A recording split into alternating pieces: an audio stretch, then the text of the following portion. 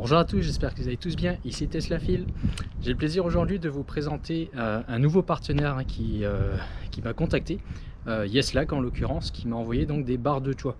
Des barres de choix qu'on voit ici. Pourquoi est-ce que ils m'ont contacté pour ça?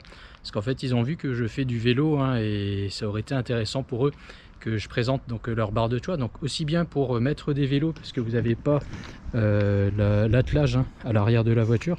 Donc ce qu'il faut savoir, que ce soit pour la modèle 3 ou la modèle Y, l'attelage peut être ajouté en seconde monte, ou alors il faut l'avoir commandé avant. Et donc ça a certaines contraintes, parce que quand on l'ajoute en seconde monte, c'est pas noté sur la carte grise et donc on peut pas tracter. Par contre, ça vous empêche pas de mettre un porte-vélo et ça coûte souvent dans les 700, 800 voire 900 euros. Et donc une alternative à ça, c'est de passer directement par des barres de choix, parce que c'est un peu plus simple à gérer pour ceux qui ont peur en fait des ventouses, parce que moi j'ai un système de ventouse et je vous remettrai le lien de la vidéo, mais jamais de souci avec.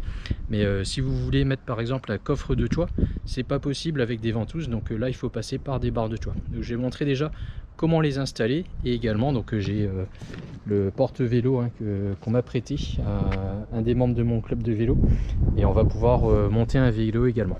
Voilà.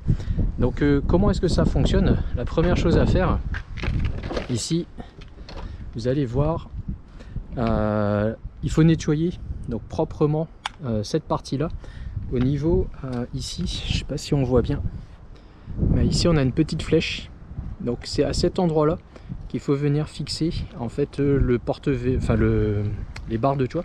Donc on a la même chose de l'autre côté, donc nettoyez bien d'abord cette partie là, et à l'arrière on a la même chose à cet endroit là. Donc ça c'est quelque chose que je découvre, parce qu'en fait on le voit donc par transparence au niveau du toit. Et donc on a la petite flèche qui indique où monter les barres de choix. Donc il y a une chose aussi, il faut faire très attention, c'est du verre.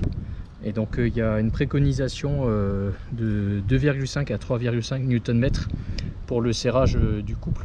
Si vous serrez trop, en fait vous allez casser le verre. Donc pour ça, parmi les outils que j'ai préparés, on a ici une clé dynamométrique, donc qui va de 2 à 20 Nm. Donc pour moi c'est parfait, parce qu'il faut que ça aille jusqu'à 2,5, entre 2,5 et 3,5, et puis ensuite les outils classiques pour pouvoir faire le vissage. Voilà, on va d'abord découvrir ce qu'il y a dans ce carton. Voilà, donc ça a été expédié par Yeslac en l'espace de même pas une semaine. C'est une livraison très rapide, donc contre signature. Et donc on a ici une boîte. Donc dans cette boîte, en fait, dedans on a ici le manuel d'installation. On a toutes les pièces, donc les vis, les écrous. On a même ici la clé Allen avec, vous voyez, la partie ici noire qui va sortir. Voilà, et donc ça c'est censé pouvoir mesurer en fait les 2,5 Nm, parce que vous allez pousser en fait sur la partie noire, et donc à un moment donné vous allez plus pouvoir visser. Mais bon, vaut mieux prendre clé dynamométrique si vous voulez vraiment pas abîmer la vitre. Et ici on a quelques caches. On a ici également la partie qui va se monter au niveau du toit, et enfin on a ici les autocollants qui servent à protéger la peinture de la voiture, de la carrosserie. Voilà, donc ça c'est ce qu'on avait dans la boîte. On va regarder ce qu'on a en plus dans le carton. Donc là on a encore des caches, donc vous voyez un spécifique pour la modèle Y, et enfin des barres de choix qui sont protégées. Donc on a deux barres de choix qui sont assez lourdes et qu'on va déballer tout à l'heure, que je vous montre. D'abord donc on va commencer l'installation en collant donc ces autocollants. Donc vous voyez en fait qu'il y a donc 4 autocollants, 1, 2, 3 et 4, et vous voyez en fait la localisation, parce qu'ils ont chacun une forme différente. Donc celui qu'on a ici, il va à l'avant gauche, celui-là à l'avant droit, celui à l'arrière gauche et à l'arrière droit, avec ici la petite flèche qui est identique à celle qu'on a au niveau du toit. Donc ce qu'il faut faire en fait, c'est venir coller cet autocollant, c'est du PPF en fait, hein, que vous allez coller ici au niveau donc de la petite flèche juste en face, de manière à venir protéger en fait la carrosserie. Donc on va commencer à faire ça. Une fois que j'aurai collé, je vous remontrerai la prochaine étape. Voilà, donc vous voyez, hein, l'autocollant a été collé, donc je les ai collés, hein, sur les 4 emplacements.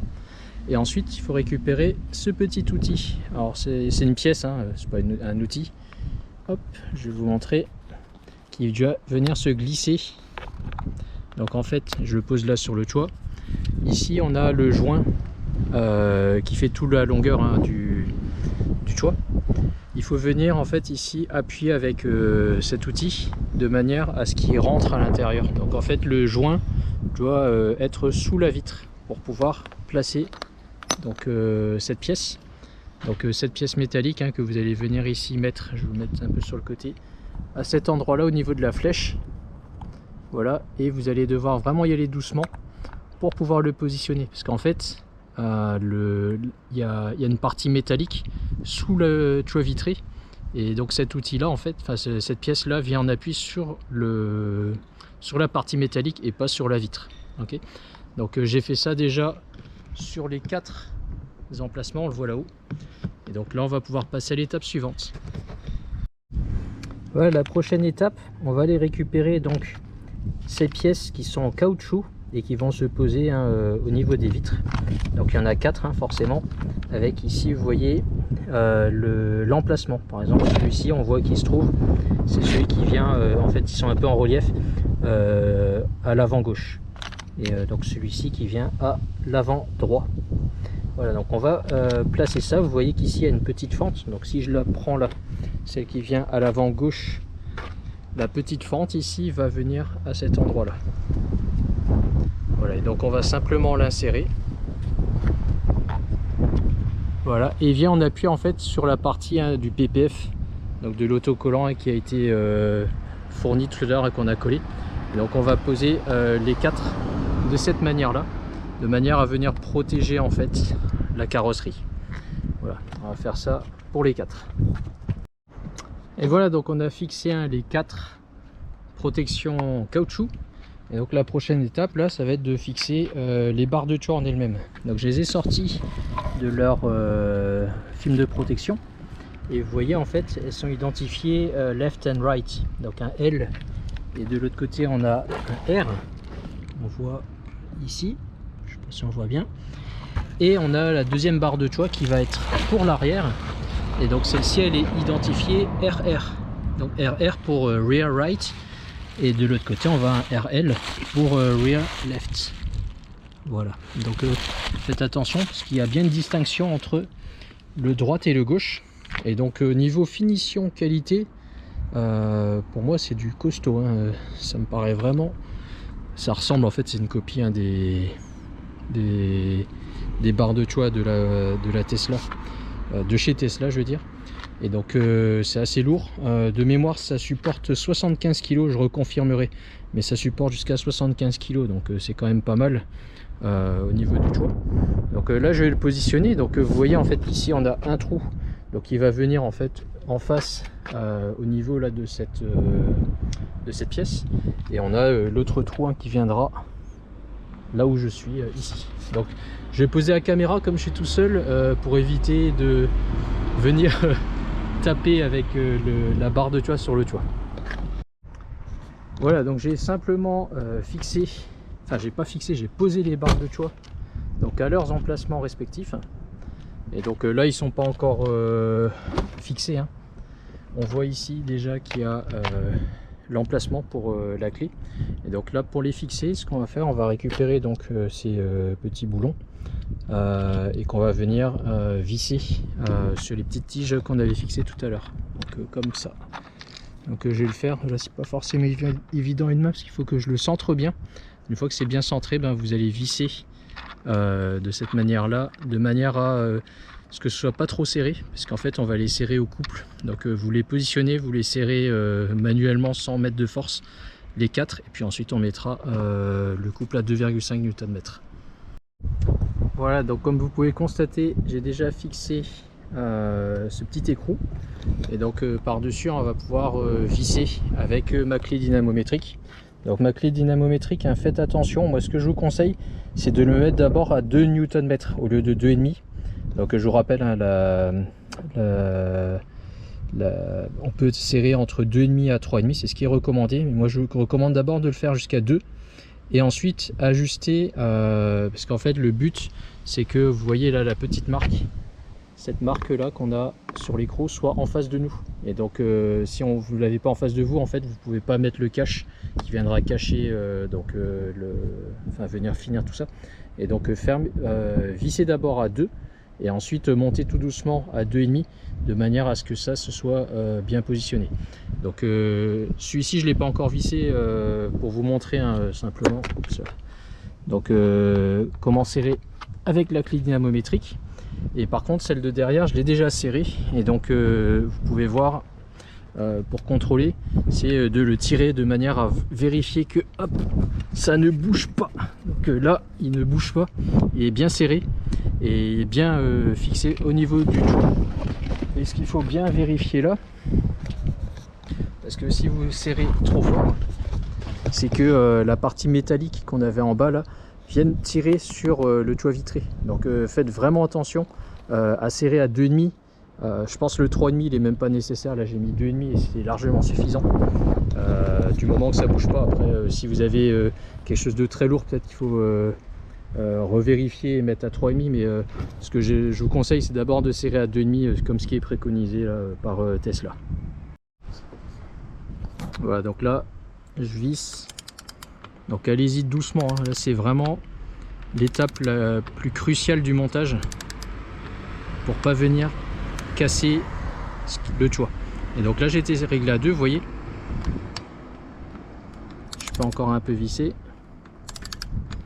Et donc la clé dynamométrique, hein, pour ceux qui savent s'en servir, va venir, voilà, là je suis à 2, et donc je vais pouvoir serrer un tout petit peu plus. Là j'ai réglé pour monter à 2,5.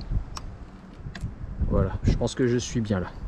Donc je vais desserrer un petit peu de manière à revenir sur la petite marque. Voilà, vaut mieux être un petit peu en dessous ici. Et donc on va faire notre petit test pour voir si ça bouge.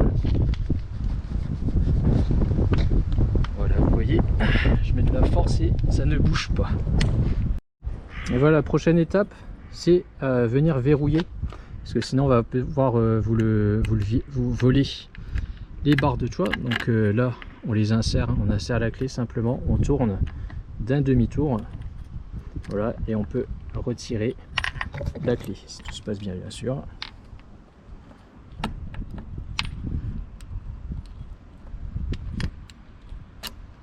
Voilà, donc, comme vous avez vu, c'est pas forcément très simple. On va réessayer de ce côté là. Donc hop, j'insère la clé. Voilà, on tourne d'un demi-tour. Donc là on est dans l'autre sens, hein. En fonction de la position dans la voiture, je pense qu'il faut peut-être venir un peu en appui. Poser la caméra.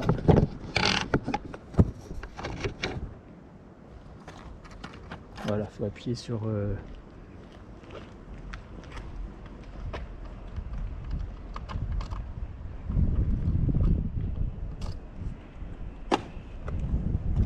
donc n'hésitez pas à appuyer sur la barre, hein, pour tourner la clé, c'est un peu plus simple. Et voilà, maintenant qu'on a sécurisé avec le verrou là la barre de toit, il ne reste plus qu'à fixer donc ces caches. Donc il y a 4 caches, et il faut faire attention ici, hein, vous avez les lettres, donc YRL pour rail left, ici YR donc pour rear right. Donc on va venir le fixer. Donc vous voyez ici il y a 2 petits trucs qui viennent se positionner. Donc en fait il faut d'abord positionner la partie en haut comme ça. Voilà, vous positionnez et ensuite vous appuyez, pardon c'est l'autre sens, vous mettez d'abord la partie là et ensuite vous appuyez en haut pour venir clipser. Voilà, donc ça c'est le genre de truc, par contre j'ai l'impression que ça peut se barrer facilement. Il y a 2 sets dans l'emballage.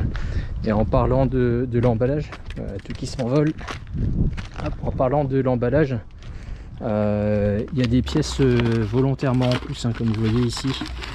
On a ici un petit boulon de plus, on a des petits trucs qui viennent se fixer au niveau du toit en plus, au cas où on en perdrait. Voilà, que j'ai fixé les 4 et puis je vous récupère tout à l'heure.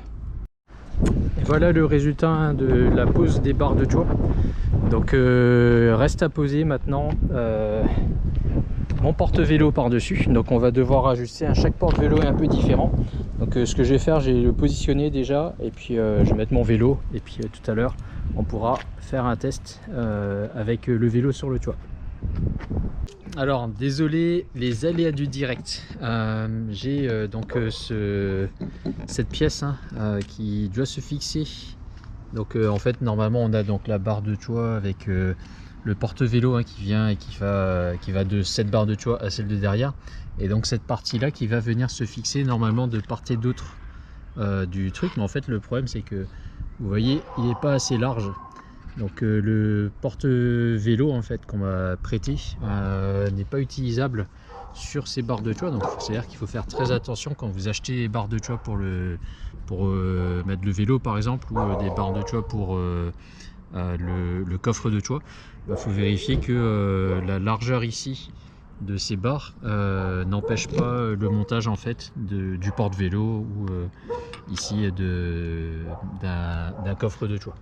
Voilà, donc désolé, je vais pas pouvoir faire la démonstration. Il faut que je trouve d'abord un porte-vélo et à l'occasion je referai une vidéo avec des tests de consommation, de bruit, etc.